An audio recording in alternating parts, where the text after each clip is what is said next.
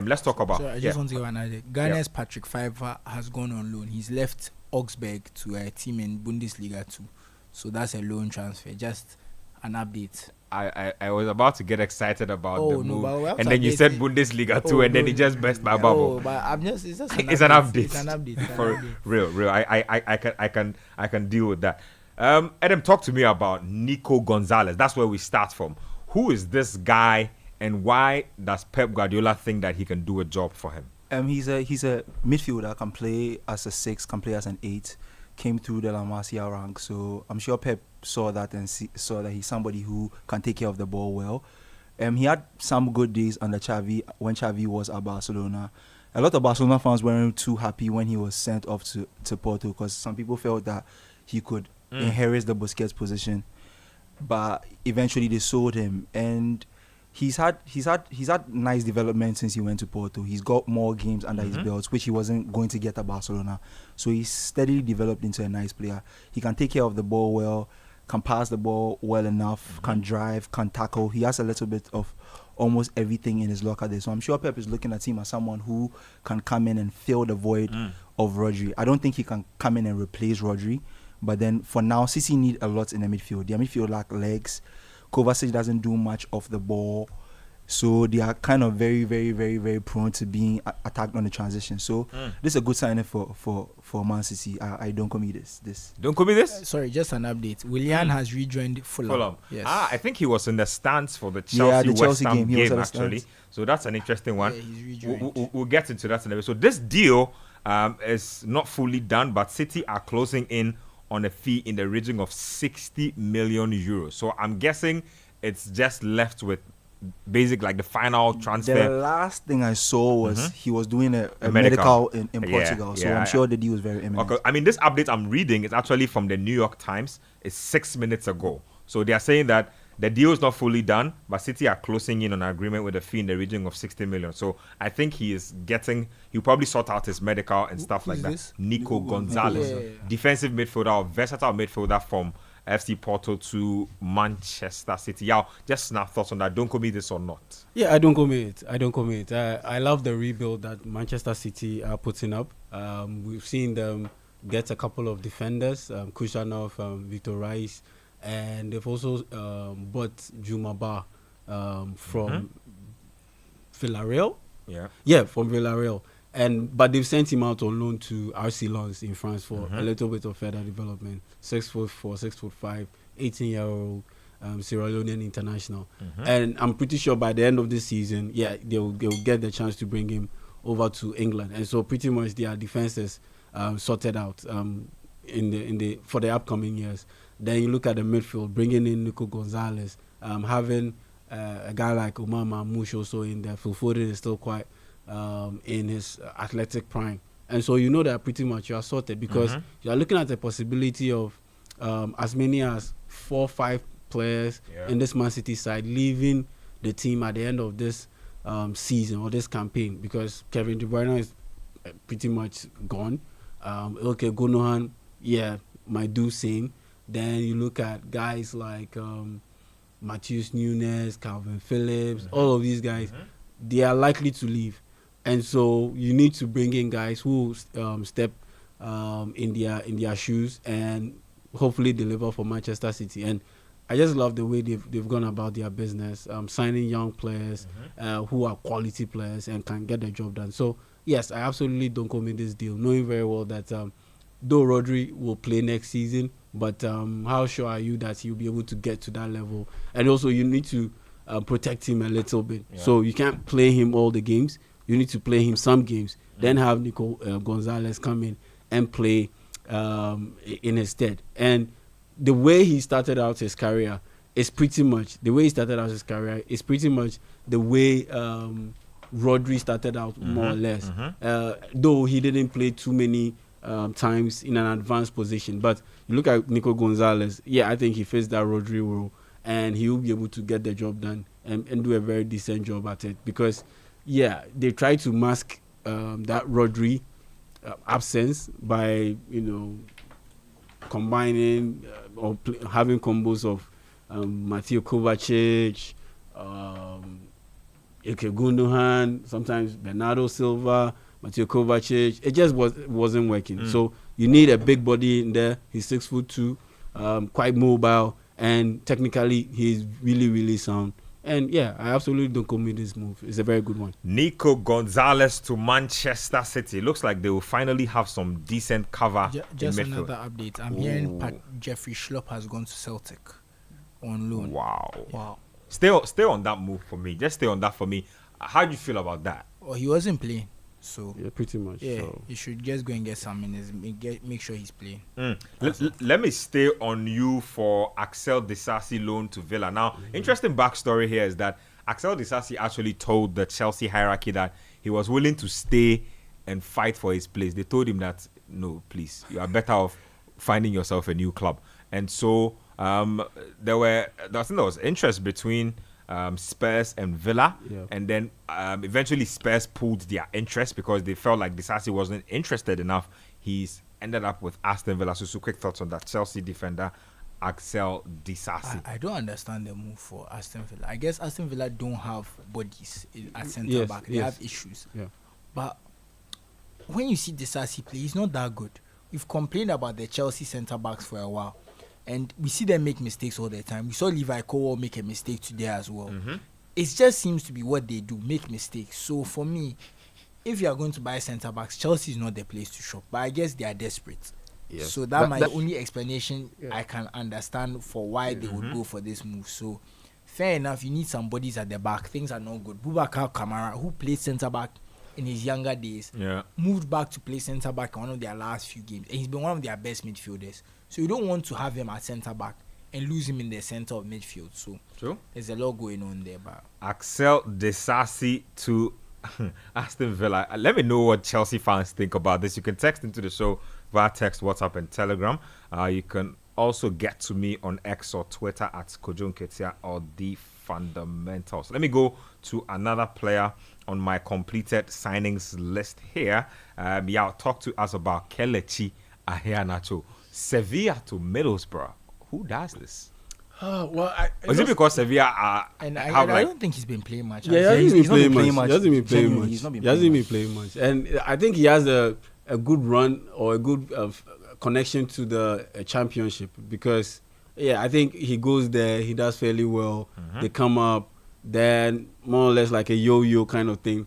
And he never really looks settled. So I think, this is fairly good for him. And it's actually a loan deal as well. Yeah, it's actually a loan deal. So I think it's very decent for him, knowing very well that at Sevilla, he was always going to have a hard time breaking into that starting lineup. Let me go and look. Let me go and look. I'm going to go look at what Sevilla have. It's very concerning that he can't get games there. The thing is, because the wing positions are pretty much sealed at Sevilla. So all he has to do... He's a striker. Yeah, but he normally plays as a support striker. And they normally line up with 3 men at the front. And so you have a fellow Nigerian, Ejuke, on the right side. Then you have Chidera Ejuke. Yeah, then that dude is you have skillful. Is it Luki Bakio? The Belgian international on the opposite side.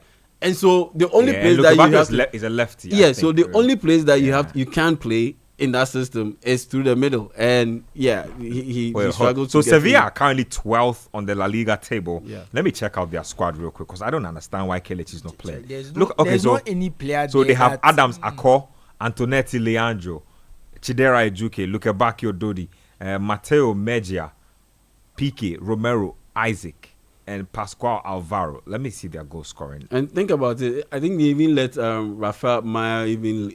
I think he's not even around. Sevilla should be playing Kelechi. Sevilla have scored 24 goals and conceded 30. They can't find a place for Kelechi. There's no any forward in that team. I'm like, this nobody guy in that team is better than senior man. I was actually about to give an update. Someone I even forgot was at Nottingham Forest. Emmanuel Dennis. Yeah. Oh. Yes, he's set to join Blackburn Rovers. Charlie, what is going on here? Yeah, maybe they are not applying themselves enough. Maybe. No, but Sevilla are doing senior man dirty because the people I have mentioned, they are all not better than him. But you see, I think when you put it like that, that's more on the player then. That's more on the player. If you look at the put there, you're thinking to yourself that who are these? But you also have to what if he's not getting a fair shot? No, but you see, when you look at a team and like, who are these guys? Like, who are they? You are asking that question. And why is this guy not you can't play. it says more about you because than them. But I don't think any coach is going to bench a player who's good. And nobody just for nobody. I mean, what I will say is that in Spain, they require a little bit more of their players, like especially in those kind of forward player positions. They want to see whether your associated play is great with some of the other players. So maybe he's not showing the quick some of those things. To be honest, Kelechi is a very direct type striker. Like So- he's a finisher. Yeah. More he like doesn't that. care for much of those things. So I'm sure the coach is looking at some of those things and seeing that maybe Can he you might lay look, on the pass? can you lay on the pass? yeah. Can you, You are going to relegation. You don't have the luxury of being picky with all those things. Anyway, so Kelechi Iheanacho is heading to Middlesbrough from Sevilla. Let me stay with you on a once upon a time Spanish wonder kid. This is a transfer for the Another Arsenal one? fans. Yeah, Rob Holding. He's going on loan. He's going on loan to Sheffield United. But what's Rob But you see- Holding on wait, Yadi? you know- Holding is still an Arsenal player? No, it's one for the Arsenal Ah. fans. He joined Crystal Palace and didn't manage a single Premier League appearance. Oh my god. Yeah. And I have to Shan- say, That's actually insane. it should tell you how unfair it was that Arsenal had to go into the running and replace Saliba with Rob Holding. It just shows how unfair. Because the guy went to Crystal Palace and I remember. couldn't get a game. I so remember. he's going to Sheffield, and Sheffield are doing very well. They are very likely to get promoted. So Nice one there. Marco Asensio is who I'm talking about. One-time wonder kid, one-time expected to be one of the best players in the world. Went to PSG and all the potential just tanked. They are loaning him to Aston Villa. Villa again. I feel Villa are just trying to get bodies in because aside the injuries they have in their team, they lost Duran too, and I'm sure they just want cover for the forward positions because they've qualified for the knockout stages of the Champions League, and they'll need a deep squad to be able to compete at the level that they'll need to compete at with some of the other clubs. So some of these forward signings, I kind of understand them. Rashford, Asensio, bringing players who they know have played at and some... Buendia has gone on loan as well. Buendia, Buendia left. That's it. Buendia has So, left. so Buendia has gone they to need Liverpool. bodies. Yeah. Yeah, so they need bodies in there. And I like the kind of players they are picking. They are picking players that they wouldn't have to do too much work around. People like Rashford, Asensio, they played on those stages before. So I don't think that you need to tell them much to get them ready to keep going. And there are people who want to kind of like revamp their career because Rashford is having a difficult time at United. Yeah. Asensio didn't have the best time when he made the switch from Madrid to PSG. So I feel like they are good signings. They are players who want to prove themselves. And with Villa being in the position they are in, they have a lot to offer because Villa are still alive in a lot of these competitions. They can qualify Through for to the round of 16 in the Champions they League. can qualify for the Champions League too if they apply enough Yep. pressure. So I'm sure these players are looking at this opportunity like, okay, I can come here and get myself going again. So I think that's a good move, and it gives them more quality in depth in the forward positions. So I don't get some of these Talk to me players about in terms of their choices, team choices. For instance, Carlos Soler moved over to PSG. Pablo Sarabia moved over to PSG. Ended up in the Premier League. Then you look at Marco Asensio. Yep. That you could clearly tell from the get-go that Is Soler still at PSG? No. He's on loan at West Ham. He's on loan at at West West Ham. Ham. Yeah, but he made that move, and you ask yourself, why would you make this move, knowing very well that? And this was at a time where they still had Mbappe and Messi around. There was no way you were going to get any game time. Money. Well, money, yes, money, yeah, but He knows it's the kind of money that if he misses then out go to on, Saudi Arabia that train won't instead. come by Because again. if you are going to No, there's some respectability to playing in Europe. If I you go get to, it. if you go to Saudi, it's a bit naked. Yeah, but if you're going, and get what I'm that's my saying, like, point. Suzu, I And that's cannot my believe point. you just said that. And that's my point. Seriously, Like, it's a bit. I understand what you mean. But I get what you're- It's like it's too obvious that you're chasing You're money. chasing If money, you go to yeah. PSG, you can say I want to win But trophies. you You can start telling. You can use a You smoke can, screen. you can You say can- I it's saw smoke screen. Ronaldinho playing there when he was You young. are so messy. You can- Yeah, like you have a story to I tell. idolize Nicolas Yeah. Anelka, those things. Yeah. If you go to Saudi, like how do you sell it? How do you And sell now- it? now look at their careers. Like it's gone. Because it's gone up in smoke. I agree with him because I don't think Soler should have made that move to PSG. No way. So But for I me, guess he I'm thought just he thought surprised that he could get these guys into the make midfield and do these kind of something. moves. No, I think he thought maybe he could do something in the midfield, make it his presence, but he just wasn't up to it. That's what happens sometimes. 'Cause remember, Verratti had left. The Yeah, midfield the was a back bit in- bare. So Yeah. I thought he could actually get into the team and make a difference. 'Cause- Who, Soler? Yeah, because I don't think they had midfielders at the point. Remember, Vitinha is pretty young. Yeah. Joao Neves is pretty young. Who else plays in the midfield now? Zaire Emery. Yeah. They have a lot of very. They're all youngsters. Yeah, literally. so you think Soler, who's a bit more experienced. I think Vitinha is an excellent player. Yeah, by the but way. you see, you think that Soler, who's a bit more experienced, he can force his way into the team and do something. He's actually a CAM. So I'm not even sure why But he you see, couldn't he get plays. into this. He plays central midfield. Yeah, He plays he's a right. He moves around. Like he moves around, he's versatile, so you could find. Maybe that's one of the reasons why he can't find a place. Just- Sometimes just- players who don't have a permanent place are That one just too hard is to there. find a That way one from. too Just talk to me about I just Asensio. want to give another update. Hey, Just Charlie. know that this one we haven't mentioned is, but Eh? Michi Batshuayi has Oh, moved Michi. to. Michi Bellino is moving. Michi Bellino. Hey, Michi Bellino. Charlie, I haven't heard the name Batshuayi in like 2 or 3 yeah, years. so he's left Galatasaray. So he's going to Eintracht Frankfurt. So it's likely that he's replacing Mamouche. That's probably what it is. I'll get to that move in a bit. Trust But me, yeah, he'll pick up. He'll score a lot Who of do you want goals. to talk about again? Asensio. Talk to me about Marco Asensio. Why do you think he's not been able to cut it? And is the Premier League the place where he can finally He's revive very this? one way. He's very. Thank you. I'm entitled the action. He's shoots first. He's 10 and shoot. And when he gets the ball, he wants to shoot. He's not trying to dribble. He's not trying to cross. He's not trying to thread a pass. He just wants to play shots. Like, you can't do that. You can't do that. Like, so I think his game is very limited. So I think a lot of people, when he was scoring the long shots, like, okay, this guy has great technique. What else can he do with the technique? And then what else? We've not seen it. Because if you think of Asensio, can you think of some great pass he's played, some great cross he's played? You remember all the long shots. Yeah. But you never have that great pass, that great dribble, that great. So when you are very, it's limited the word.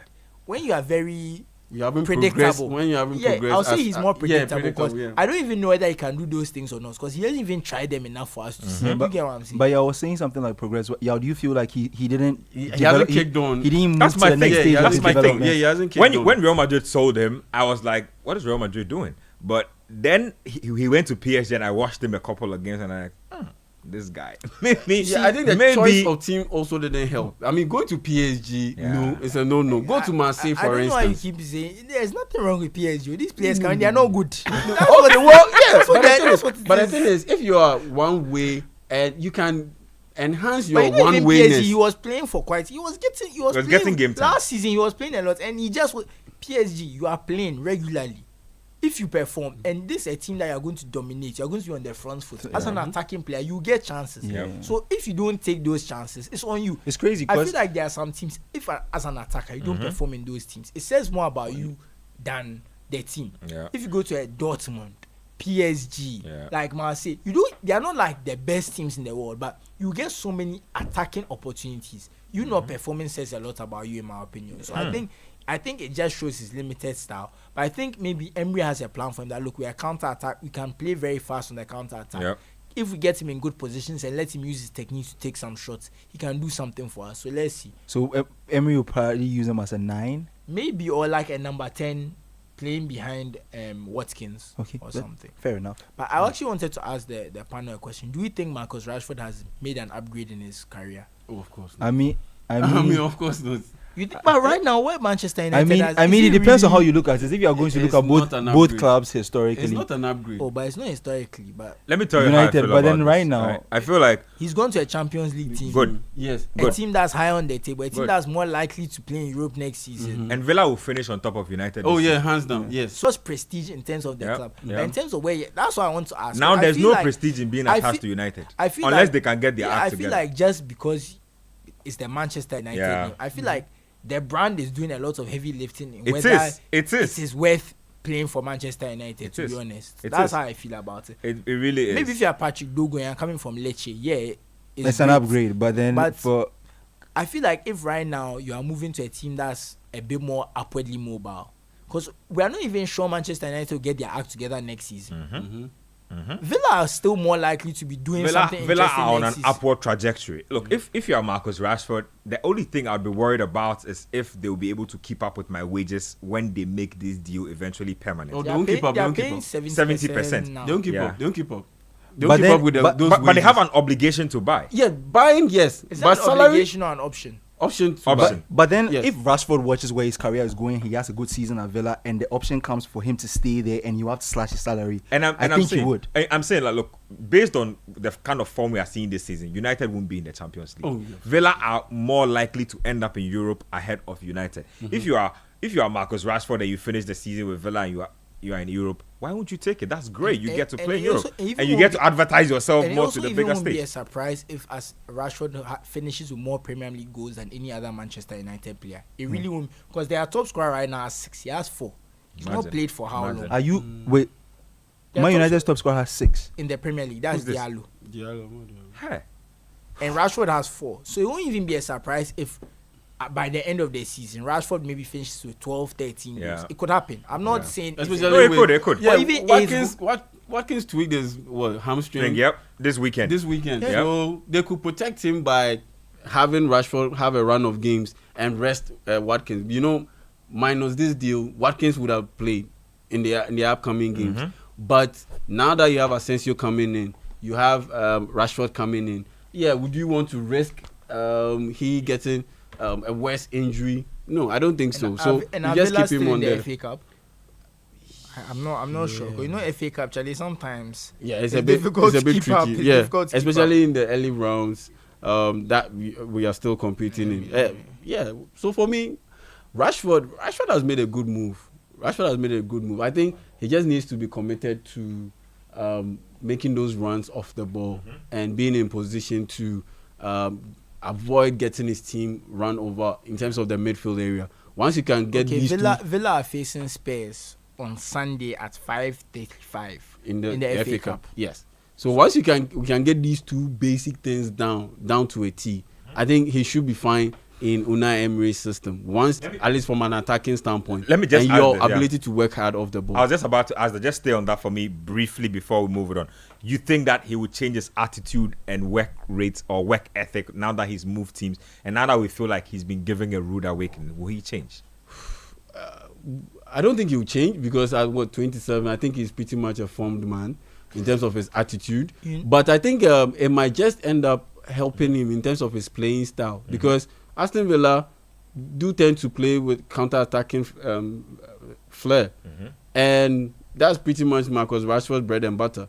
I mean, he did it. He thrived under Ole Gunnar Solskjaer playing in that system. So I think, he might just end up having a solid bounce back. I don't see him having that kind of Oli Watkins last season performance, but I definitely see him being able to get, like, let's say 12 goals in the Premier League season.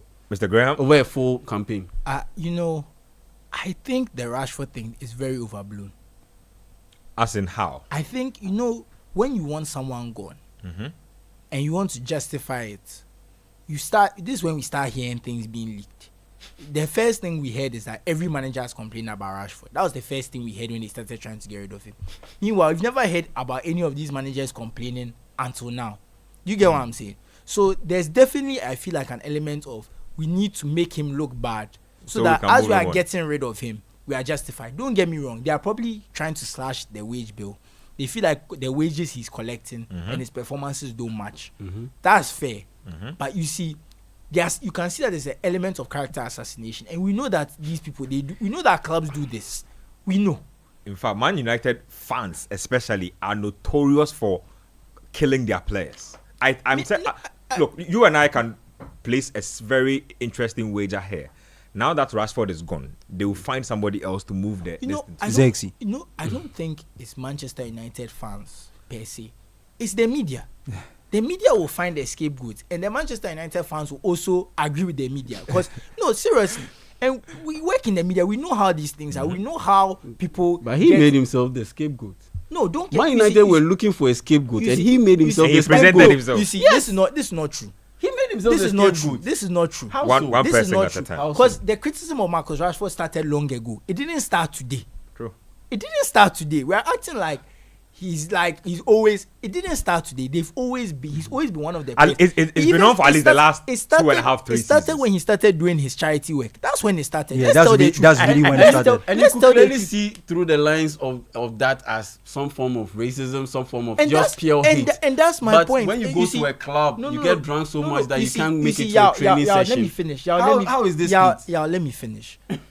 I'm not saying Marcus Rashford is perfect too. This is not what I'm saying. But I'm saying that it started when he was even doing something good. So the moment he did something bad, it's almost like you've given, they already had it out for you. So you're giving them an easy chance. And that's the point I'm making. It started before he was behaving badly. So the moment is like they decided to make the decision that, okay, this guy is overpaid. You need to get rid of him. They knew that we already have the media already against him. It's not hard. Let's just start leaking. I get what you mean. Let's just start leaking some 1-2-1-2. And me, I'll say it. And I said it here. When Marcus Rashford went to do that interview saying he needed a new challenge, there was no coming back for him. He dug his own grave. I'm telling you, the Manchester United people were laughing all day. They probably just started like this guy because they knew that he's a god. He has made our work easier for us.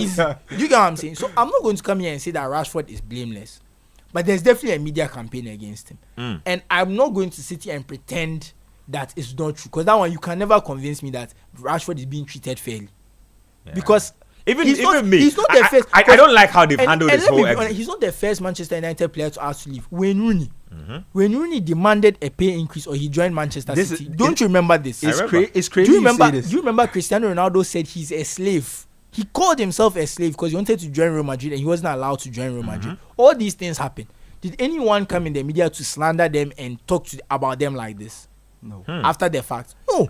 So we can also be fair that Marcus Rashford has not behaved well, but we can also show that other players have said, in fact, saying you are a slave is way worse than saying you want a new challenge. If you ask me, because you are basically saying that you are being held against your will. Like you want to go and they won't allow you to go. You get what I'm saying? That's worse than saying you want a new challenge. But have you ever heard anyone come and say, "Oh, Cristiano Ronaldo didn't respect Manchester United"? When Cristiano Ronaldo wanted to come back, someone who said he was a slave, someone who said he was held against his will, he was welcomed back with open arms. True. This is a fact. True. So for me, I feel like Rashford has not helped himself, but the media, they know what they are doing. And I feel like sometimes you shouldn't buy into these narratives. You should also try and also decipher for yourself. Yes, yeah. So I feel like, honestly, they wanted Rashford gone. They wanted his wages off the books. They've gotten that. Everyone is happy. But I think we should also be honest and acknowledge that Rashford was not treated fairly. That there was a campaign against him even from before his performances started to dip. Because the moment he started doing his charity, focus on your football. He said he did that charity because he suffered from hunger as a child. So he wanted to give back.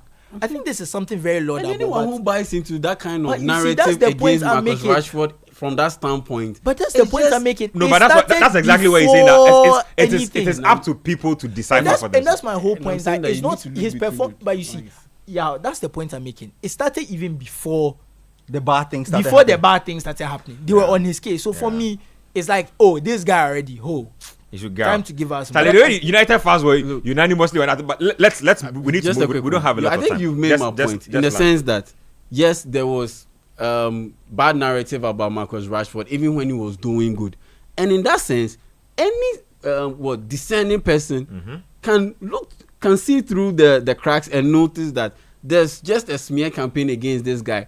For whatever reason, I don't know. Maybe it could be tied to racism. Maybe it could be tied to the fact that people were still reeling from that penalty miss that he had in that England game against Italy at the Euros. Yes, it happens. I mean, people still don't like Asamoah just because he missed that penalty against South Africa. And that's why I'm saying that he presented himself to become a scapegoat because people were looking for someone. For someone to be the scapegoat. I think you're both kind of making the same point. You presented yourself by going to clubs and going to get drunk to the point that you couldn't train and you missed the train, you missed the game, and all of those things. You'll find a scapegoat. Look at the last game. He's not the first player to do this, and he won't be the last. That's what I'm saying. That they were looking for a scapegoat, but it's also context because you see, sometimes players can do these things, but those are players who play for successful teams. When you are playing for a team that's winning, some of these things can go under the radar. The funny thing is, in the last 2 seasons, first of all, they've won 2 trophies. He's been their top scorer over the last 2 seasons. So I feel like we are criticizing. But you remember that game where Man United played and Zexi was hooked after 20-30 minutes? Yeah. He was made to be the scapegoat because the team was in shambles. Somebody has to take the fall. Someone had to be substituted for Kobe Manu and company to come into the game and stabilize that Man United midfield. Let's go to decision time. Yeah. Are we Donkomi Rashford to Villa? Yes. He's free from that negative toxic environment. I'm happy for him. So I said two. Let me just have my little bite on the Rashford. So I said two things. The last comments he made and the comments where he spoke about Rooney. It's crazy you mentioned Rooney because I was watching the overlap last week and Rooney was speaking with Neville and the rest of the guys there. Yeah. And I agree with you and I agree with Yao too. I think both of you are right at the same time. People were on Rashford's case, but Rashford made it easy for people. Rooney spoke about how he was taking his kids to Carrington and they were training, and Rashford was like separate from what the main group was doing. And in Rooney's head, Rooney goes like, "That is crazy. Yeah, that is crazy. That your manager can come out consistently and speak about your ethics during training. It's not something that should be said about you, regardless of the situation around you at the club. You should walk in there and act like a professional." There are so many other players that we've spoken about that it's very clear that their clubs wanted to move them on, but they were going to work every day and acting like professionals. Saw Fabio Capello pretty much ostracized David Beckham from the group. Yeah. But he kept on showing up at training, working. He had no choice but to get the guy back. And the irony of that whole thing is that David Beckham was never famed for having like great work ethic. No, but you see, that's the thing. Rashford might be working, but if the club has made a decision that they want him going, it doesn't matter how hard Rashford works. They've decided that the value of his contract is not worth it, and that's the main issue. Yeah. All these behavioral, you just get extra scrutiny when that kind of thing happens. They're just adding these. They will nitpick if you drop some. If you breathe wrong, they'll say these things so that it's easier for fans to accept that they are getting rid of this guy. That's all it is. Is to soften the minds of fans that this guy, he has to go. He's not good for their team. Which is important because you don't want fans angry at you that you are selling a player. That one there is understandable, but like. Yeah, Marcus Rashford has been Donkomi. The guys say he needs to go to Aston Villa and resort out his career. Let's go and talk about some other player that also almost disappeared from the scene. Evan Ferguson is getting a loan move to West Ham United for the season. Let me start with you. Let me come this way. So, Adam, you talk to me about that. I like Ferguson. Ferguson was bright at his days at Brighton before he got injured. I think the injury took a sting out of the momentum he was building. So, if he can get games at West Ham, I feel like he gets a good round of games. I feel like he's easily one of the better finishers on the team, like at that centre forward position. But will he get those games? That is the question. But a move like this, I don't think that there was a buy obligation included. So I'm sure he's just trying to get games on. And that's the dangerous part about moves like that, because I feel like when teams feel that you are not going to join them, and sometimes I think you are going to Tottenham. If you are not going to join them, and sometimes they are not the ones really paying your wages. If, let's say, Brighton took up a bigger percentage of his wage, and Fulham and West Ham don't have any obligation to buy him, if they have a striker that they can play, they won't play you, because they'll be telling themselves that, why should I develop you so that you can go back to your parents' club? Why not give the game time or the experience to my own players? But I think they have a new manager too who wants to make a good impression. He just got the job, so I think he will use everything he has at his disposal to get the best out of the team, because I don't think West Ham are in the spots they want to be in with the amount of money they spent in the summer. So I'm sure he will try. I don't think they're impressed with Fulkrug. I think that's he's injured again. Yeah, he's injured again. And then you have Mikel Antonio, who may never come back, because that was his car accident was very bad. Yeah. Very serious. So I don't think he will not get game time. And the Ferguson I know is a good finisher. So if he manages to get some form going, I think he'll be really, really helpful to us. I like this move, but I thought about it and I looked at the personnel in that support striking system, and it got me a bit worried, because Mohamed Kudus isn't necessarily looking to pass the ball. He's looking to score. Jared Bowen is also looking to score. It's just like the Man United problem with their forwards. You see, Højlund, in some aspects, like he's flat out poor, but in other aspects, he's in good position. All that he needs is for the ball to just be crossed over to the other side, for him to just tap in or get his head to the ball. But those services never come, and that's something that I foresee happening to Evan Ferguson. That this West Ham team, the balance is still not there, and in instances where they progress the ball to that final third, the people who should finish off that move by mainly assisting the main striker. They tend to be the ones looking to score more than assist. And in this respect, I'm looking at Kudus, I'm looking at Jared Bowen. And that's where sometimes, I think there might be a bit of struggle for Evan Ferguson to get consistent goals in there. So I'm looking at the situation where Dominic Solanke is out injured for a while. Richarlison is in poor form. I feel like Spurs would have been. Spurs don't struggle to create chances. I also feel like I think Spurs would have been a perfect fit for Ferguson. Yeah, but he wouldn't have played because once Solanke is back. Well, let me just give a quick update before we go on. So Arsenal fans in our YouTube feed are asking us if there's nothing happening on the Arsenal side. Well, I have bad news for you. Absolutely nothing is happening. And I'm quoting this from Sky Sports News' Gary Cotterill at the Emirates. He says, and I quote, "I'm told, and it is my understanding, that there will be no ins and out today at Arsenal, indeed in the whole of January." That 5-1 win is going to blind people. No business, we understand, at Arsenal. Arsenal boss Arteta admitted his squad was very short following injuries to Saka and Jesus, but with the window closing without any incomings, the Gunners are described as being focused on making new signings in the summer. So that's the... Or maybe Evan Ferguson should have gone to Arsenal. Could have. That would have been a good but maybe they don't trust the rookie. Like, he's too young. Maybe they think he's too inexperienced. At that time, at this point, we have to stop saying he's because of he's competing. It's his fault. It's his fault. This one, Well, you think they should have gone for a striker? They need a striker. As much as he's trying to convince himself that they don't. We've seen what Kai Havertz has been doing. We saw that miss against Man City. Let's tell the truth. Yeah. The guy sounds very devastated for Arsenal. Anyway, so that's the lowdown on Arsenal Football Club. Nothing really happening. And those are some of the deals that have happened. One of the last deals that has come as Ward-Prowse, like I said, he's going back to West Ham. Let's talk about deals yet to be completed. Let me stay with you, Mr. Graham. Joao Felix to your beloved. They said it's completed. AC Milan. Oh, so deal completed. Just completed. Just talk to me about that. That's a loan move, right? Yes. Susu, enjoy. What's there to enjoy? Talk to me about that. What don't you like about this move? This is a player that every manager every club he goes to, they want to get rid of him. Athletic bought him for what? 127 million. They all thought he's the next. People forget that price. Simeone said he's not good. Everyone said, "Oh, Simeone can't coach at." We've seen Griezmann, Diego Costa, Falcao, Sergio Aguero. A lot of players have been athletic. Let me just even talk about the one Simeone has managed. Simeone has not managed. Look at Alvarez. Alvarez is thriving there. Soloth is doing decently. Angel Correa, like we've seen attackers do well for Simeone. So if you're not doing well, that's on you. That's 100% on you. We saw him go to Barca. Barca, was it any proper thing he did there? He started off well. He started off well. He was fairly okay. And then he just tailed off. To be very honest, he wasn't bad, but he wasn't great. Yeah. Chelsea paid 50. Paid how much for him this summer? They decided that they're already tired.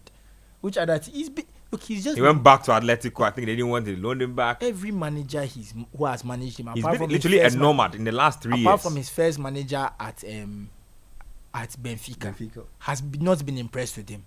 That is a sign. You see, I always believe players can improve and get better. But I think he himself, he has an inflated sense of his ability as a player.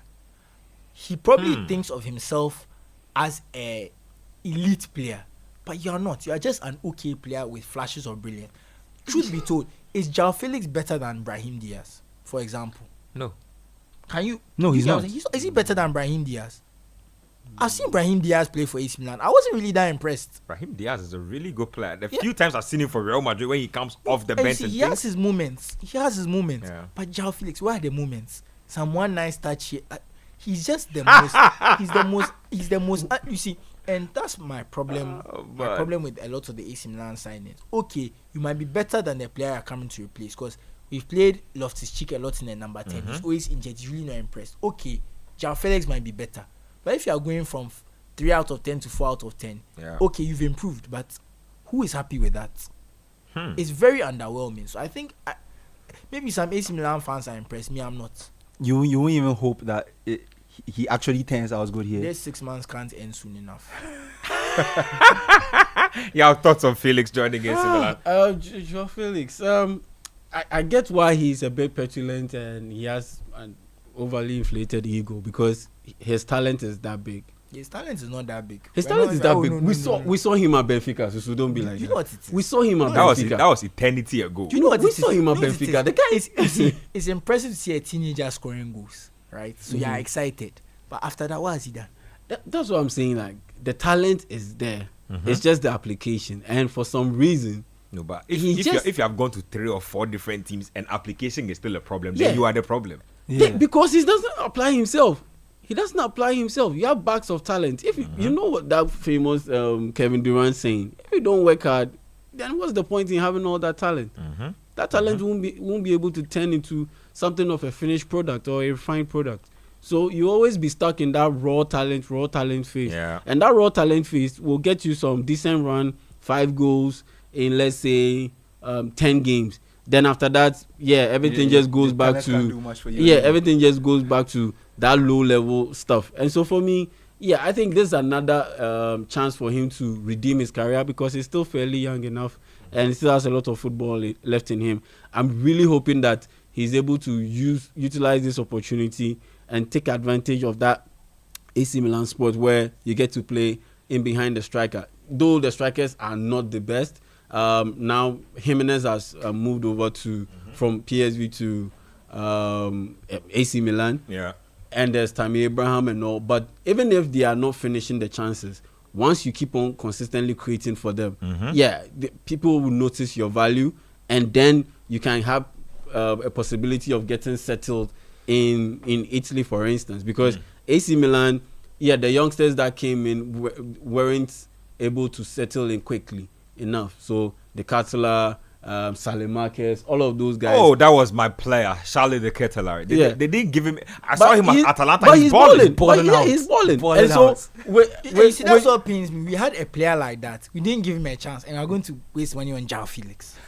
Joao Felix. I completely understand him now. I get it. I completely understand him now. And because the Kettler does everything Joao Felix does. Serious. No, let me. That's what I'm saying. And actually scores goals. Let me point something out to you. Since that season at Benfica, Joao Felix has never scored 10 league goals. His whole career, he's never done it. That's actually damning. The most goals he scored in a season, a whole season, since that season is 10. What was that? What was that, Barcelona? Barcelona? That's an all competitions He's done it thing. like 3 times. All competitions. How many did he score at Barcelona in total? 10. 10. That's crazy. His max is 10. Like As in the league. 10 in the Yeah, league. 10 in the league. All competitions. He's never scored 10 in the league before. Apart from that one season at Benfica. That's not looking good. And you see, I know goals are not everything, but if you're an attacker, you don't defend. Yep. You're known for your nice touches. It's goals and assists we need to see because you don't have work rate. Yeah. So add the goals and assists, make things happen. You are not even doing that one. Yeah. Why should I be excited? But I think he'll do well. Will he play? Sure. Will he even get starting minutes? Because wherever he goes, sure. He's never been a bang-on starter wherever he goes. Sure to Anyway, get let me just... And why has he not been a Milan. bang-on starter? Is it every manager so dumb that they can't see his talents, but we are sitting in our house, we can see his talents? Call me time. Don't call me yo, don't call me time. It's don't call me time. Don't call me yo, don't call me catch that. It's don't call me time. Don't call me yo, don't call me time. It's don't call me time. Yes, so... Just a quick one, Yeah. because if you're getting protected by the French guy who moved over from AS Monaco to AC Milan, I've forgotten his name. Fofana, yes. Fofana. If you're getting protection from Fofana, if you're getting protection from Ismail Benacer, Yeah. Benacer has gone to Marseille, actually. he's more Wait. AC Milan's Benacer? Yeah. Oh, snap. Oh, when? Today. That's crazy. because I just saw him yesterday. Do you hold on. Do you remember that I was telling you, like, we were watching a game in the newsroom, Yeah, and, you I, said, like, and I was what- randomly telling you that I don't know why this guy doesn't get any attention. Yes. Because he's a really good player, and there are very few DMs that are lefties.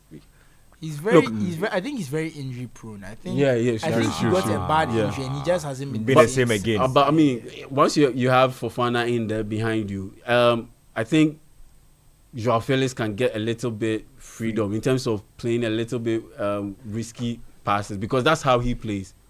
That's how he plays. He plays with a lot of freedom. You know, that creativity thing. And it doesn't always come off. That's the risk that comes with it. And so if you have a very athletic, hard tackling ball winner in Fofana to back him up to cover the ground, Yunus Musa is also around. He can play pretty much anywhere.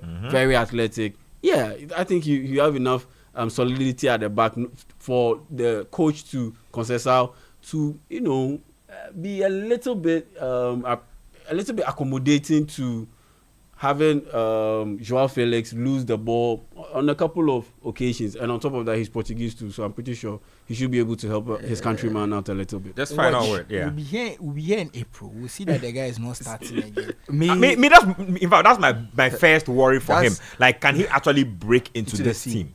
I really, really like Joao Felix. Anybody who knows me knows this. But Why?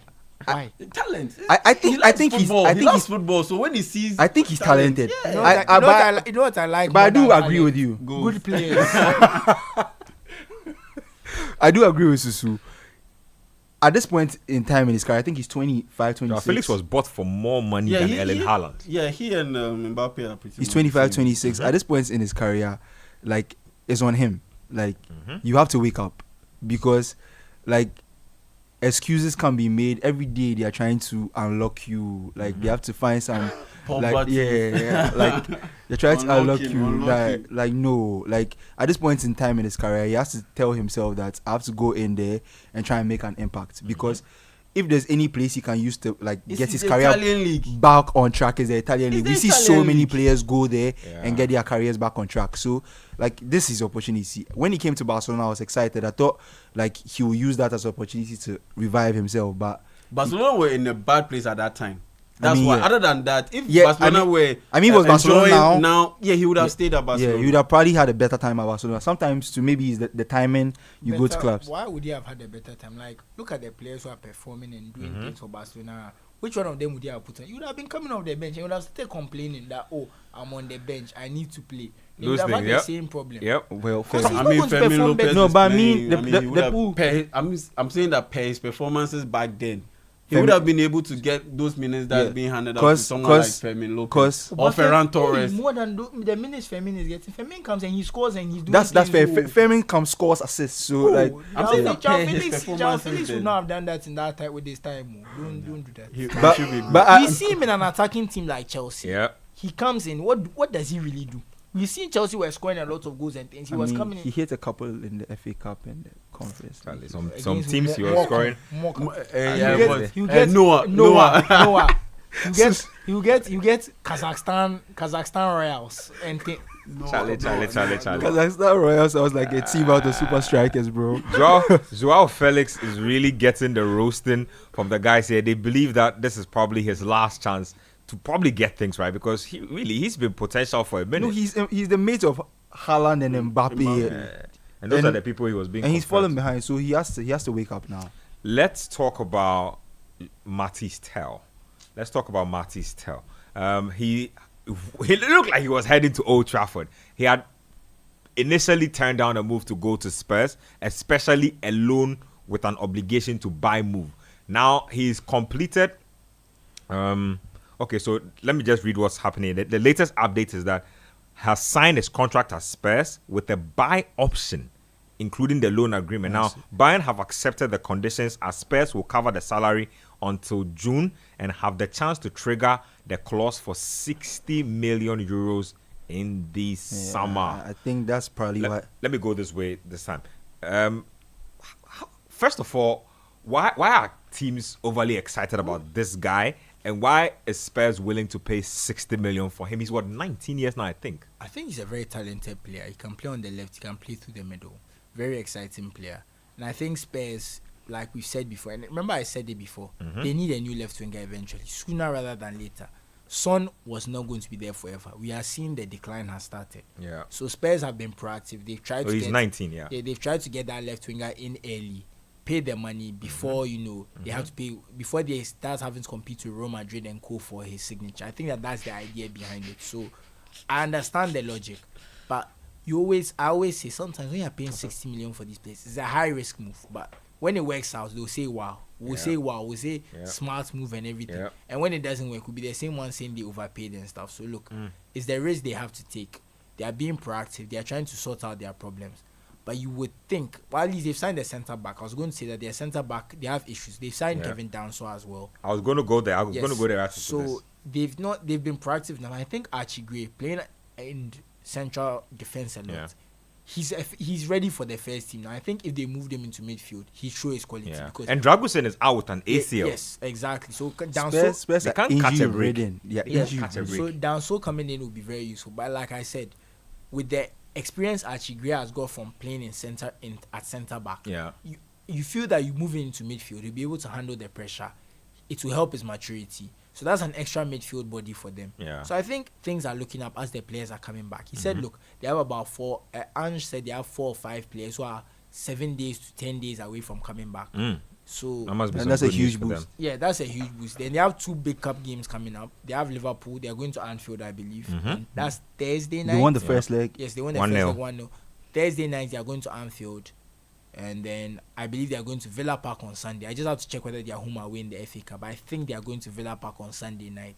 So 2 big games for Mr. Always Win a Trophy my second season. So I feel like I've had that quote in the back of my mind. Like, it's a bold quote, and I Yeah. respect him for making it, but it's looking so unlikely. But there's still also the Europa League, of course. yeah. So if the players return, we'll see how it plays out. Man United is in there, so maybe he might face Man United. And you know, we spoke about it on scorecard yesterday that Manchester United are just their 3-4-3 is not working. So I just don't see them being consistent and winning enough games for that 3-4-3 to work. And this was something someone said. I'm not sure whether I agree, but they said Yeah. that look, Man, you don't score goals in the first half, right? And they are saying that they think that it's because Amorim is getting starting 11s wrong. So it's when he A lot starts of making I've actually changes. seen United fans complain a lot about his selections. When he starts making changes in the second half, adjusting to the game, that's when they pick up and score their goals. So you have to wonder if they are right and he's getting his selections wrong. Yeah. In those tactical European games, if you get your selections wrong, You can be blown away in you the can first be half. blown away in the first half, 2-3-0. You can't come back from that. Yeah. And if you're playing So- against quality opposition, And in the cups, there's no second chances. Because right now it's just the FA Cup left.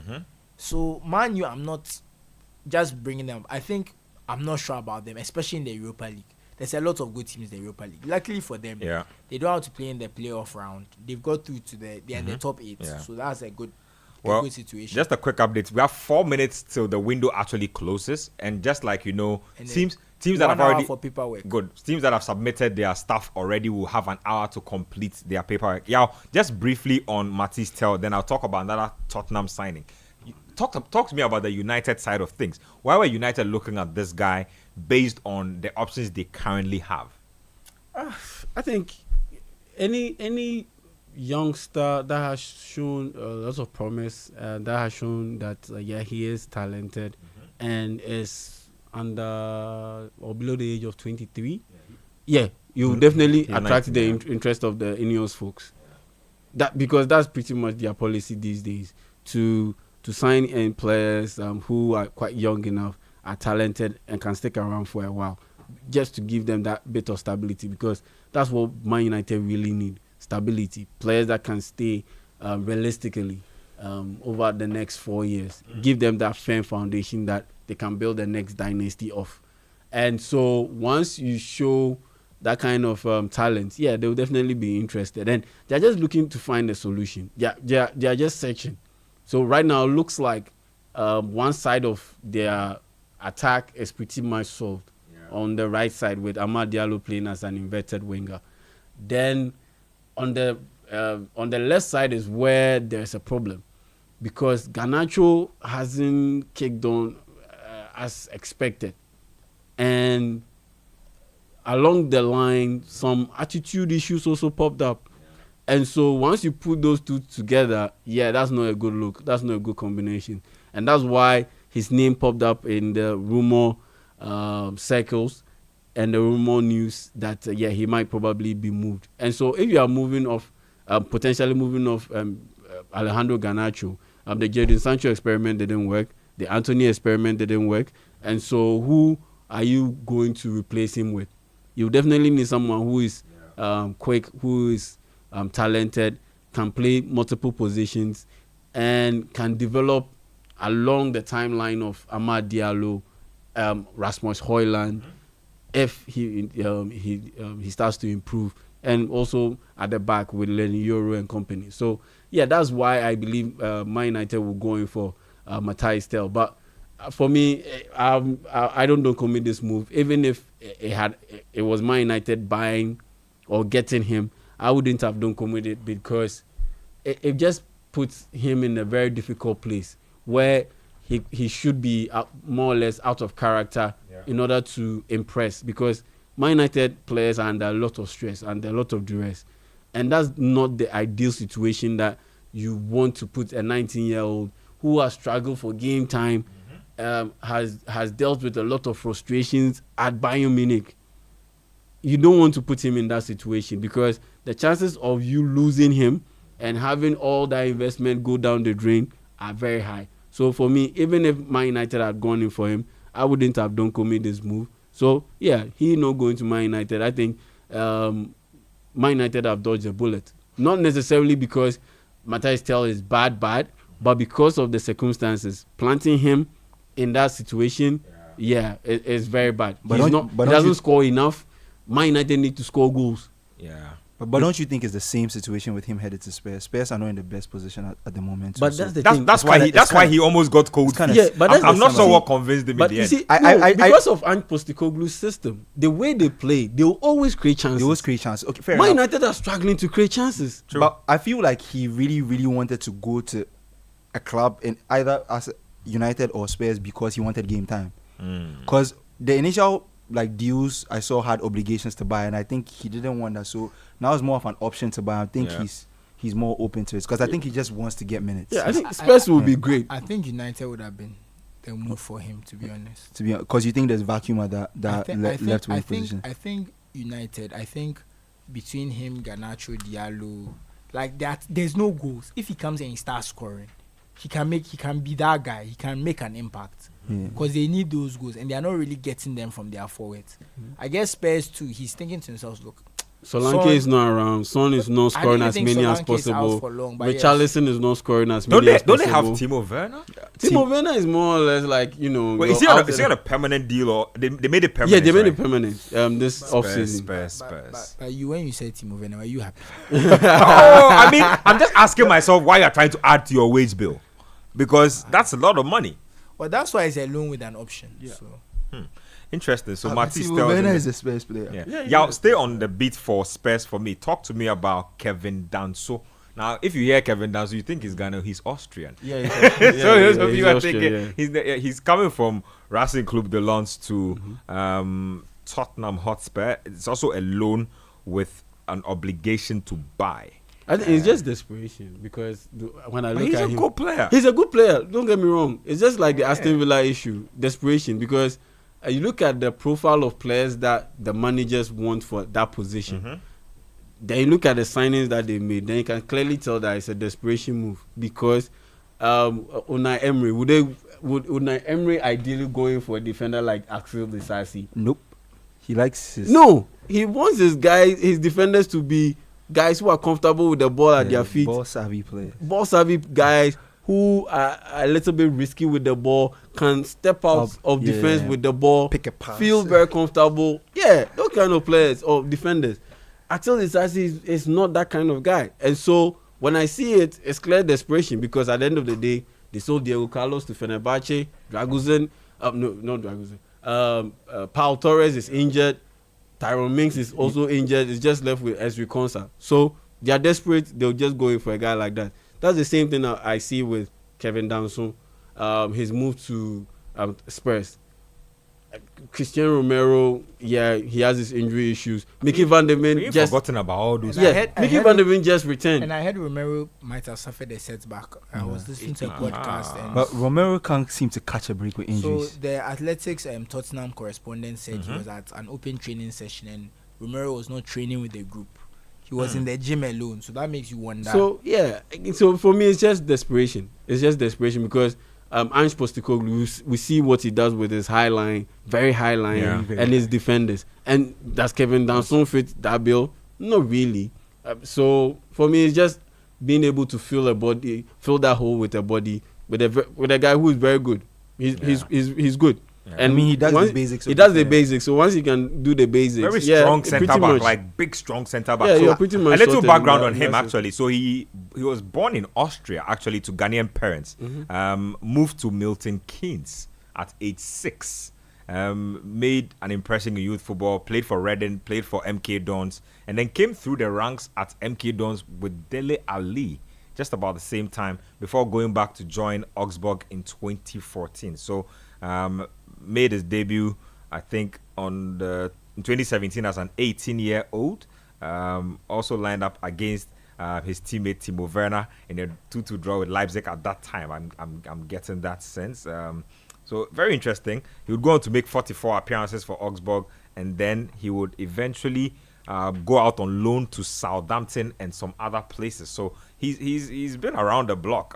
Went to RC Lens, and then finally he has arrived. That's some nice playing experience. Yeah, he's been around. He's not, like I say, I don't know why he's not as popular as he is, because he's a very good player. He's one of those guys I think could easily be playing for a big club. It's just like he doesn't have the PR. I don't know. It's just that kind of thing.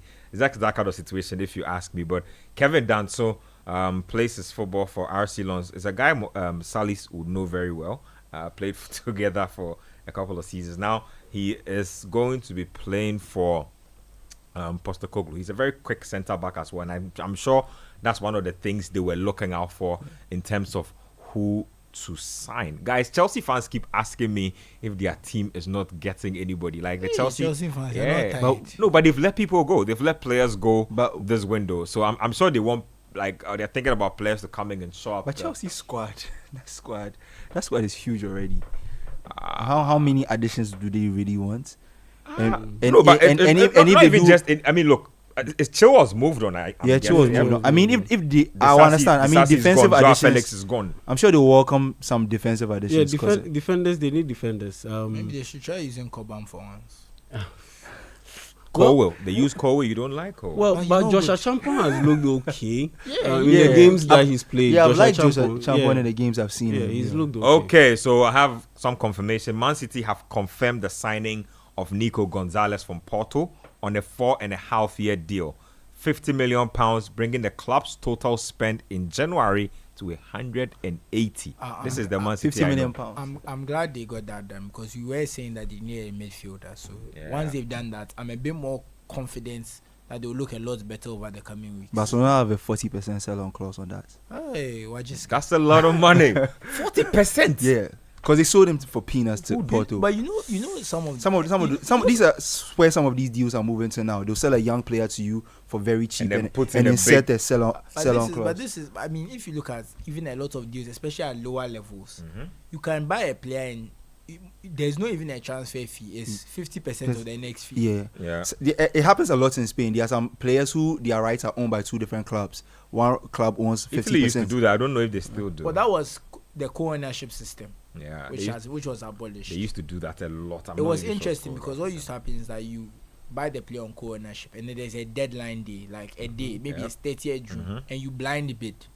So each team submits one bid, and the team with the higher bid gets the full rights. There was a time where Kojo Asamoah was owned by Juventus and Udinese. Very interesting. Well, because it gives the smaller team the chance to kind of get the player back if they want him so much. Yeah, even Kevin Prince Boateng immediately after the World Cup. No, but that was a loan. Let me bring another transfer. You would know this guy, Noah Okafor.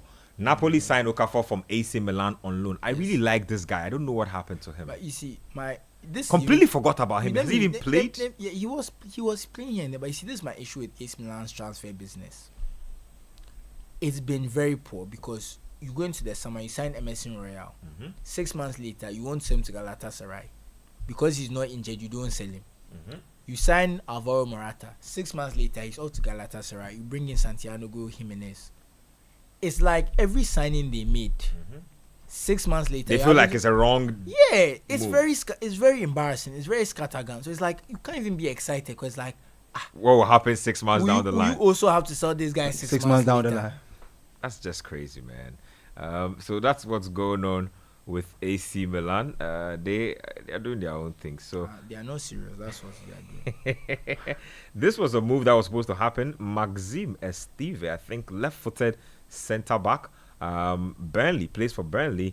Spurs had submitted a bid worth 20 million. I don't think that deal eventually Wow, made Spurs it. are actually really desperate. They have to make moves or they risk getting relegated. Well, you see, this is what Spurs fans were complaining about. They felt that their team wasn't making moves, and their team has responded. Daniel Levy is very strategic with his money and how he spends his money. He's not the kind of guy who just opens his checkbook for just about anybody. So interesting. Lucas Ghana Duath. I don't know if any of you know him. DM. I think he came to RB Leipzig or something like that. He's joined AS Roma as a new player. Roma are silently making some. Yeah, very underrated moves. But their owners are not afraid to, spend money. So You're the fruit king. it's Stefanos Tsitsipas, who's a striker from Nuremberg. I believe, he who's signed for been Brighton. Exactly. So it even makes the what's that thing called? Ferguson. The Evan Ferguson move make a bit more sense because it seems like if you bring that striker in, but I wonder if he's gone back on loan. No, they kept him on loan at Nuremberg. Okay. That's an interesting one because Liverpool looked into that striker at some point in time. Let me talk about Willian a bit. I find this a very weird move. They say the Corinthians fans nearly chased him out of the stadium with But that's Chokoti. when he came the first time to Fulham. I think he went to, was it Olympiacos or something after, and it just didn't work out. Yeah. But I guess the manager trusts him. So he was a free agent and now he's back. Does he have legs to play in the league still? So he went to Olympiacos and I Work think out. it didn't work out. But I mean, Marco Silva trusts him, so because he was only there for about 6 months. His contract. How was old is cancelled. Willian right now? He should be 36 maybe. 36. Wow. Wow. He's taking care of himself. In fact, let me stay with you on AC Milan because AC Milan have been busy. Ricardo Sotil. This is a guy I know. Fiorentina winger, right? Yes. So I'm AC Milan. Here we go. Says deal in place. 1 million loan fee, 10 million option to buy. I'm assuming that is to replace Okafor.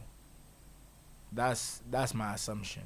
To have that cover in the team and that kind of stuff. But like I said, I'm not too excited. So Why we'll you see don't- how it goes. No, I think when you see a team just be so haphazard and so scattergun with their transfers, it doesn't bring you any joy. Because like, where was the planning? Because if you planned well, you wouldn't have had to make these transfers. I think January signings, when you have to make a lot of them, they are a sign that something is going wrong. Because your plan is not that we'll buy some players and 6 months later we'll buy them. It means either you have injuries or your transfers, your first batch of transfers Didn't work out. It's not a good sign. So I'm not particularly happy about the whole January thing. Or it's very rare that you see an opportunity. Look, there's this very good player is available. If we don't take him now, we won't get him later. Yeah. That's a 1 in 100 January signing, which we don't see much. So for me, I'm not too excited. Which is why I'm surprised Manchester City have splashed this much cash in January. Well, they know that things have not gone well, and they've admitted it. And they've not spent in the last two. They didn't spend as much as we would have expected them to. No, in the last few years, Man City have not really spent. They've been selling to buy generally in the last few years because they make a lot of money from their academy players. So you see players like Delap, Morgan Rogers, Howard Bellis, Cole Palmer. Thank you. So that academy has been cooking. And even a few years back, Jadon Sancho. Yeah. So basically, Cobham and whatever Man City call their academy, those are academies that are making a lot of money for the club.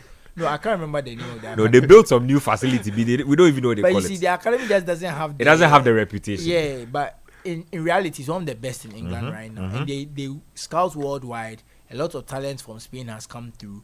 Brahim Diaz was there for a while. Rabiot was there for a while. So some interesting players have been at Man City that, it's not necessarily worked out for them, but it shows that eye for talent is there. So I'm not too surprised. And they've made money off those players. They sell very well, especially James Trafford, another one. Very good goalkeeper. They sell very well to the championship, especially. Oh, good. Talking about championship and sales, I just seen one that interests me. So Southampton goalkeeper Gavin Bazunu, he's joined Standard Liège on loan.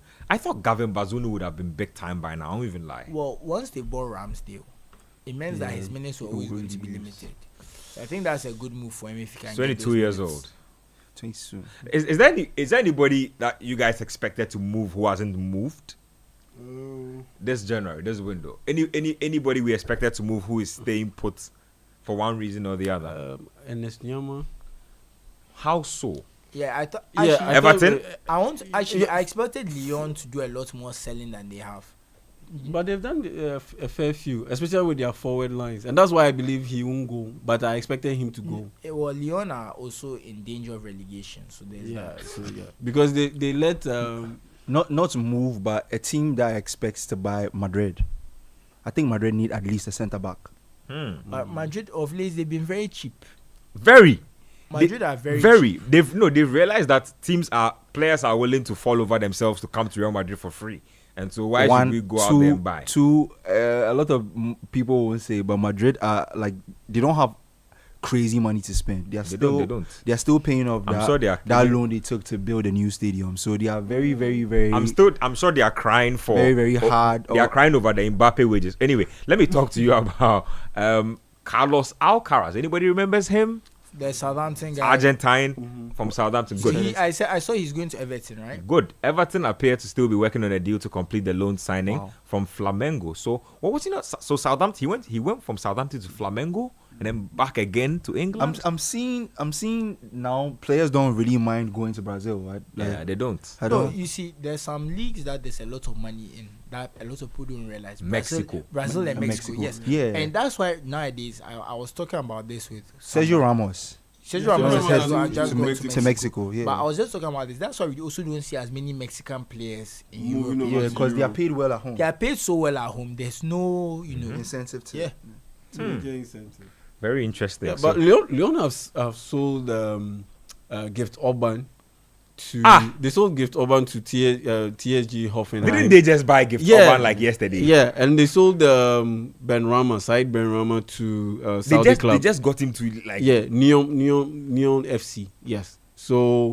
Charlie. Yeah, if you sell Ernest Nyama to that will make you or that will leave you a little bit. Is our good friend still there? The Ivorian brother. Well, he's been moved out on loan to I believe Charlotte FC. Yes. To the MLS. Yes. So if you move all these players and you move Ernest Nyama to it will definitely be light in the wing area. So I'm pretty sure that's why they kept him. But like I said, it's because of their financial. Oh yeah, they sold enough, so they've made enough money. I think they needed to make 60 or 70 million. I don't think. They didn't make it. They didn't make it because they sold 12 million, 9 million. If that's the case, based on that, we expect Lyon to be in Ligue 2 next season. Oh, then they should qualify for the Champions League to make up for the money. Well, I don't think that's. I think the French, because John Textor, who owns Botafogo as well, he claimed that he sold a player for 30 million from Botafogo, so he wants to add it to the Lyon money, and he told him that that's not how this works. So it's a whole thing. So Mathis Tel. we'll see how it works out, but I think if Lyon don't fix their financial situation, they'll be in Ligue 2 next season. So that's why they really need to sell. Olympic Lyonnais. Let me read a few of the comments that are coming through from our YouTube people. The people have stayed with us till this time. I appreciate you guys. Let me just go through real quick. So Chelsea signed a teenager from Saint-Etienne. Yes, Mathis Amogu. Yes. So is that a first team sign? I don't think that's signing. I doubt it. They've signed him to do those their things. They signed like 20 Mathis Amogus in the last since Boli and Ekwali took over. Chelsea sell really well. Somebody's asking NZ Nana SMP says, wait, is Victor Lindelof still a United player? Yes, he's still a United player. Very good He's question. injured. He's still a United player. But very likely to be let go at the end of the season. So Chelsea has also recalled Fofana from loan. Which Fofana is this? Datro?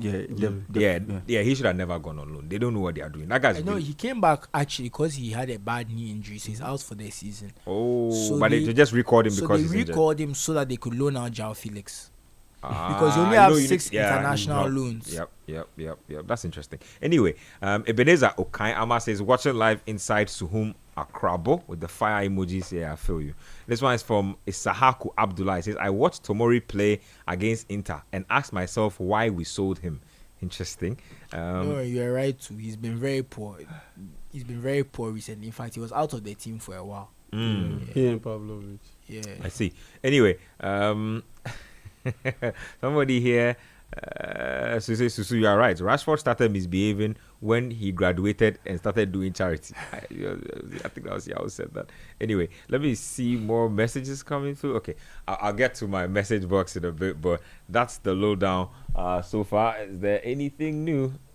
Okay, so let me read this one. Joshua from Nugua says Joao Felix is the new Alvaro Morata, moving from big team to the other, except he isn't as effective. Charlie, Joao Felix, and he needs to join Morata in that group chat because I'm not even sure. But Morata, he does some things at some places he goes. Morata's agent is a very good one. Yeah, Morata, he has to give his agents an award. Nah, I'm not even sure what's going on with that guy, honestly. But apparently the offer Galatasaray brought it had more money than what he was getting at Milan. So at his age, won a couple titles, got the Euro recently. I don't think he has much to play for. Also, he was very poor at Milan. That's why they got rid of him. was he even playing? Yes. Oh yeah, he was playing. He was leading the line for the most part. But he was. It's like he was playing number 6. But he wasn't getting the job. I didn't understand what he was doing. Oh, I've not had a I good know they year. tried. You mean you are not enthused by the signings? I've not had a good year watching football, honestly. It started on the first day. I can't remember who he played and we lost him. And I could just tell myself, It's about to be a bad I'll be season. watching them match this year. And I've been right.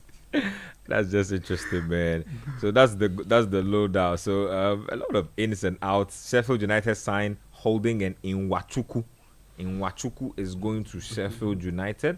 There's also Birmingham signed South Korea defender Lee Myung-jae. So those are some of the smaller signings from clubs that you might not care too much about. Let's talk about we've spoken about players who were expected to move but didn't move.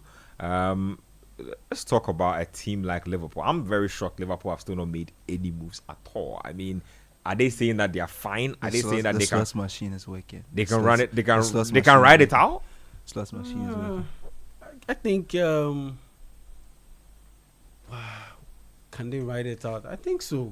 There's no need to rock the boat.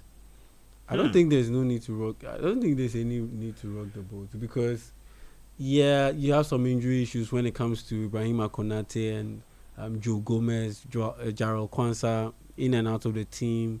Hasn't been able to deliver a lot of strong performances this season. So there's a little bit of concern over there. You are always hoping and praying that Van Dijk doesn't get hurt. Mm-hmm. So I think if they had brought in a versatile defender, a defender who can play as a left full back and as a centre back, I think that would have been the best. But it wasn't a pressing need. So if they didn't do it, fine. But if they could get a guy who could play as a left full back and as a left-sided centre back, that would have been great. So that you can have a situation where Van Dijk even plays in his natural right side, then or if Ibrahima Konate and Van Dijk are present, and Tsimikas and Andrew Robertson are still not getting the job done, you could even play that player in that left full back position. Well, 6 minutes ago, an update has come in. Ben Chilwell has completed his loan move to Crystal Palace. Let me stay with you on that one. I don't know when Chilwell fell out of favor. I don't know if it was the injuries, but I always liked him. I like him too. He's a defender I always like. I like him too, but then he's just like Danny Olmo or some of those other players. No, Luke Shaw. He's just like Luke Shaw. I'll put Danny Olmo in that bracket because they are players they are good players, but then they are barely fit for you to be able to use them. And I don't see the point of players like that. As much as you might like them, if you are so good and you are not available enough for me to use, especially when important games are coming up, you are a waste of everybody's time. You're a waste of everybody's time. So I think availability is the best ability. Yeah. Exactly what it is. So then, if it's happening consistently, they'll have to move you on. Maybe he can find a period where he doesn't get injured as much and pick some good run of form and see what he can do for Palace. But and on top of that, he'll provide some solid competition for Tyreek Mitchell in that position because I think Mitchell, his availability is on point because he plays a lot of minutes, plays a lot of games for Crystal Palace, seems to never be injured. But at the end of the day, you can, once you have Ben Chilwell, experienced international in there, you can build his value a little bit by easing him into the team. You don't need to necessarily start him and play him heavy minutes. No way. Because Tyreek Mitchell is getting that job done anyway. Yeah. So, and on top of that, he is more defensive minded than Ben Chilwell. So in a situation where you have some injury crisis at the back with your centre backs, and with Oliver Glasner always preferring to have 3 defenders at the back, you can have Tyreek Mitchell be the left-sided centre back, then Ben Chilwell play as a wing back in that position, and that should be great. But isn't he running out of contract at the end of the season? Well, yeah, kind of. Depends. I'm sure they'll give him a review. Yeah, because he's a very reliable player. He's a star. Very reliable player. He's somebody I think Palace should renew. Well, Celtic have also just confirmed that the Schlupp loan from Palace is done. He's 32 years. That's good for him. I feel like Schlupp has been blackballed by Palace. He's a very good player. Like every position you put Schlupp in, he can play. Central midfield, right wing, left wing. He's just 32 years. Yeah, and he's a powerhouse of a player. You know what I like? Coach didn't come out in public and slander him. They just let him go quietly. Yeah. Then maybe he was a professional because he never heard anything from his end too. When Ghana didn't call him up, he was saying all kinds of things. Yeah, professional. You see, in fact, that wasn't even him. That was his agent. Yes, that was his entourage. And then the thing is, I can keep my end of the bargain. Yeah. If you keep yours, then there will be peace. But I'm quiet, and you are the one doing some shady moves. Of course, I'll definitely react. I'm a human being, and on top of that, it's my reputation that's on the line. Yeah. So no matter who you are, as quiet as you might be, you definitely come out and make a statement to clear your name. Yeah, that's right. Didn't you see what LeBron James did with that Luka Doncic, Anthony Davis tweet? I feel like every time something major happens with the Lakers, somebody has to accuse LeBron of something. The man was having dinner with his family. GM. Somebody has to. You know what, guys? I think we've exhausted all the transfers now. Can I say something? Please go ahead. We didn't hear anything about any Ghanaian player moving. I'm just looking at stuff right now. Nothing really major. So Jeffrey Schlupp is your Ghanaian player. Yeah. And then I'm just seeing Malachi Boateng makes permanent move to Plymouth Argyle from Hearts of Midlothian. That's why you're not hearing about it. It's not the kind of move that generates a lot of I'm sorry, who's... Is he a Black Stars? Malachi Boateng. No, born Abuchi. Yeah. So he might not even become a Black Stars player ever. But nowadays we do a lot of... He started his career at Crystal Palace, actually. So for those who South London. Yeah. Okay. Yeah. South London, is Ghanaian, so... Yeah. Don't do that. It's true. South London, that's where the Ghanaians are. We have a few Ghanaians in the West. Don't do that. South London. No, but they like South London a lot. You know South London? No, there's also black people in South London compared to the North London. Yeah. Just the way that's just what it is. So that's the lowdown, really. I think for me the most shocking of all the signings. I'm not sure. Maldini was also rumored to be on his way out. Yeah, to be targeted by RC Lons. Oh, my good friend. How did I forget my last year to PA? I think I mentioned that my good friend. I can't forget. But I think he hit a good run of form. Yeah. To close out the year, and even when he returned from that hamstring strain, in their game against Ipswich Town this past weekend, he performed well. It was a shot that led to Paul Onuachu getting that winning goal for Southampton to beat Ipswich Town. So I think that uptick in form helped him, and the fact that he was able to recover from injury, that long-term injury that he had, that had kept him out for pretty much the entire first half of the season, that helped him, because had he not put in those brilliant run of performances, and had he not recovered from injury and made himself available, I'm dead sure in this January transfer he would have been moved on. Well, what happened to Tariq Lamptey's move? I don't think he materialized. He was supposed to move to Ajax, but looks like from the way things are going, Ajax will just wait and grab him for free. Yeah, because his contract runs out at the end of the season. Wow. Yeah, it doesn't make sense for them to go and spend. That's why the fee was so low. I saw 1.5 million. Yeah, his deal is running out. But you see that the problem is, if they want to wait for free, they will get more competition in the summer. Oh yeah, because I understand Everton and Leicester City. Some teams in the league want to. Everton have like a 40-year-old fullback, so they definitely need to inject some youthful blood. Seamus Coleman. Seamus Coleman and Ashley Young are almost pushing 90 combined. I'm telling you, it's crazy. But I don't think David Moyes would want him. I think you see the penalty he gave away this weekend. This is an example of his weakness, because when you're that short and you see someone like Morgan Gibbs, who has already scored a header, and you're the person marking him, you panic. I think he panicked, and it's not his fault, but we have to be honest about some of these. Your height can be a detriment in certain situations, and I think his height worked against him in that situation. Yeah. So I think that was what happened, and he gave away that penalty. And you wonder for a team like Everton that likes to defend deep with David Moyes, their set piece stuff, how that will work out. So I'm not sure if that's a good. I think he should go to Ajax where he can focus more on the technical side of his game, which is very good, rather than having to be that guy to be so physical and deal with some certain big players, because the Premier League players, they are big, and it makes you look worse than you are. And you know that there are certain managers who might not play him for certain games because of his size. True. So I think maybe going to Ajax might be better for his at least leaving England, going to maybe a less physical league might be better for his career. So that's the lowdown on Tariq Lamptey. Very interesting move by Tariq Lamptey there. Hopefully he moves in the summer. I think he's not. I mean, it's through no fault of his. He's just really been injured a lot of the time. So getting consistent game time has always been kind of sketchy. But hopefully he can put the dark days behind him. One of the moves I want to talk about didn't happen today, but Valladolid completed the signing of Ghanaian defender Joseph Edu on loan from Celta Vigo. A couple of days ago. Their last game, he didn't play. Who? Joseph Edu. What, he moved from where to where? Celta to Valladolid. On loan. Hey, So the end of the season. Yeah. He came back from a crucial ligament injury. And he I hadn't don't played. think he's played much. So he's trying to get some. I believe they sold one of their centre backs to Ajax. He did. A young centre back He to did. Ajax. So I think he's going to replace that guy. But like I said, when you go and play for the team that's 20th, it's difficult to stand out. And they have the worst defensive record. In the league. They are poor. Their fans have been revolting against against the owner, and it hurts me because the owner is my legend, your legend, R9.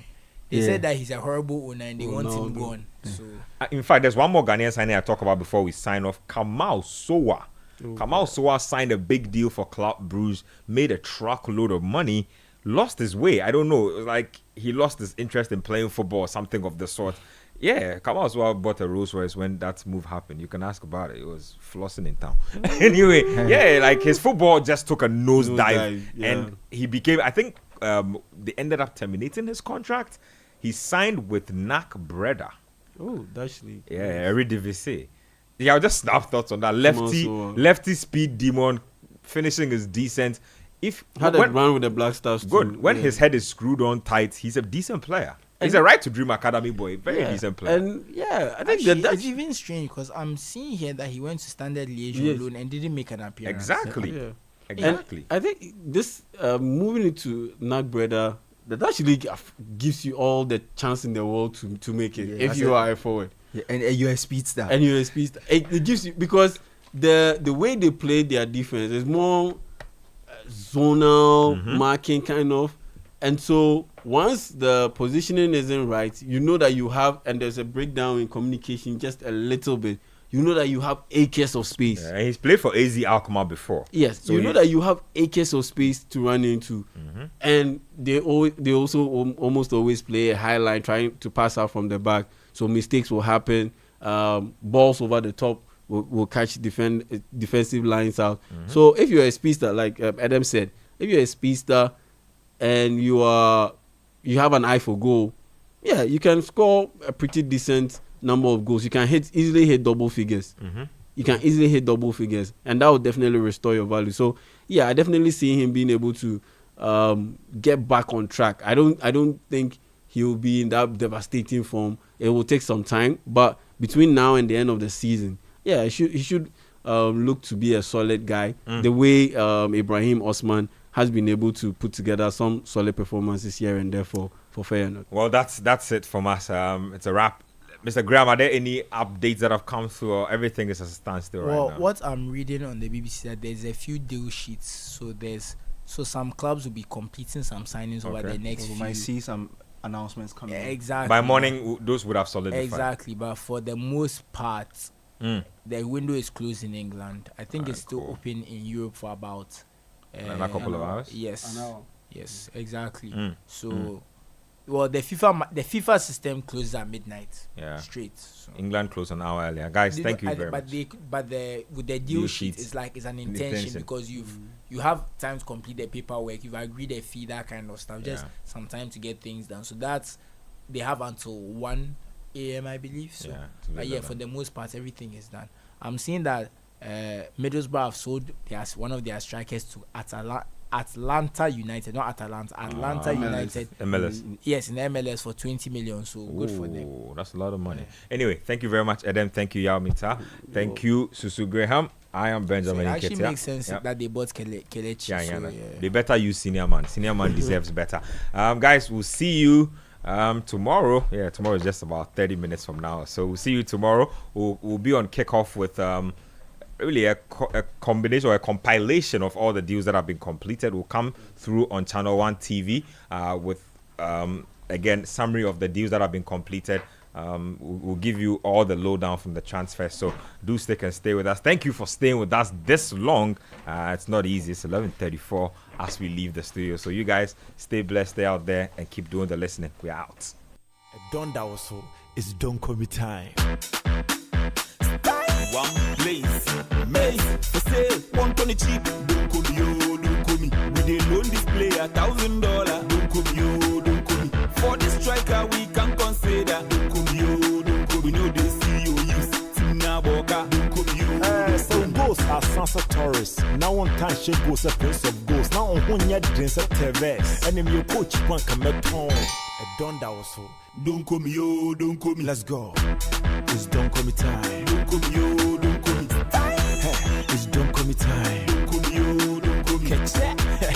Tina Boka. Donkomi, yo, Donkomi. Catch that. It's Donkomi time. Medasi.